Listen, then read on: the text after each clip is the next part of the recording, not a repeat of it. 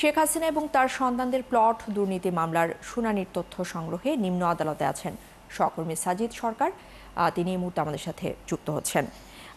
সাজিদ, আজ কারা কারা সাক্ষ্য দিচ্ছেন এটা একটু জানাবেন, সেই সাথে আদালতের সাক্ষীরা কি জানিয়েছেন এই ব্যাপারে কোনো তথ্য আছে কিনা আপনার কাছে, আর আদালতের কোনো নতুন পর্যবেক্ষণ রয়েছে কিনা এই মামলা ঘিরে?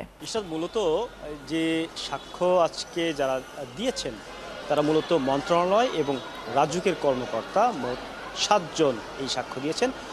তারা যেটি উপস্থাপন করেছেন, পতিত সরকারের প্রধানমন্ত্রী শেখ হাসিনা ও তার পরিবার, বিশেষ করে সজীব জয় এবং পুতুল, তারা যে প্রভাবটা খাটিয়ে এই প্লটগুলো বরাদ্দ নিয়েছিল এবং এই বরাদ্দ নেয়ার জন্য তারা মন্ত্রণালয় এবং রাজুককে যে প্রভাবিত করেছিল, সেই প্রভাবের বেশ কিছু নথি, দলিল দস্তাবেজ তারা আজকে আদালতের সামনে উপস্থাপন করেছেন।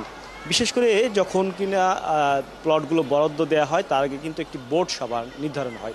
সেই বোর্ড সভায় রাজুকের চেয়ারম্যান এবং 4 জন সদস্য যারা রয়েছেন তারা উপস্থিত থাকেন, একই সাথে প্রকল্প বাস্তবায়ন কর্মকর্তা তিনিও উপস্থিত থাকেন।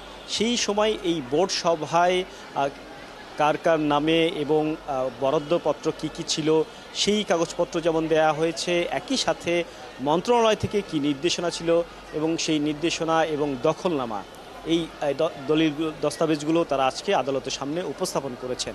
যেহেতু আসামি প্রত্যেকেই পলাতক রয়েছে, যে কারণে আসামি পক্ষের কোনো আইনজীবী ছিল না এবং আইনজীবীদের পক্ষ থেকেও এই সাক্ষীদের কোনো জেরার মুখোমুখি হতে হয়নি, যার ফলে তারা আজকে এই 7 জন 3টি মামলায় 17টি সাক্ষী দিয়েছেন, আদালতের সামনে উপস্থাপন করেছেন এবং সাক্ষ্যগুলো পর্যবেক্ষণ চলছে এবং পর্যবেক্ষণের পরবর্তীতে আগামী সেপ্টেম্বরের 2 তারিখে আবারও একটি সাক্ষ্য গ্রহণের সময় নির্ধারণ করা আছে এবং সেখানেও 6 জন সাক্ষ্য দেবেন। আজকে মূলত দুদকের একজন সহকারী পরিচালক এবং রাজুকের প্রায় 6 জন কর্মকর্তা ছিলেন যারা সাক্ষী দিয়েছেন। এই সাক্ষীদের মধ্যে উপপরিচালক পর্যায়ে এবং সহকারী পরিচালক পর্যায়ে কিন্তু অনেক কর্মকর্তারাও উপস্থিত ছিলেন এবং উপস্থিত থেকে আদালতের সামনে সেই সময়, অর্থাৎ শেখ হাসিনার নির্দেশে মন্ত্রণালয় এবং মন্ত্রী পর্যায় থেকে যে নির্দেশনা এসেছিল এবং সেটা লিখিত আকারে এসেছিল কিনা, মৌখিক আকারে এসেছিল কিনা, সেই বিষয়গুলো আজকে আদালতের সামনে উপস্থাপন করেছেন। ধন্যবাদ আপনাকে। সাজিদ সরকার আমাদের সাথে যুক্ত হয়েছিলেন আদালত প্রাঙ্গণ থেকে।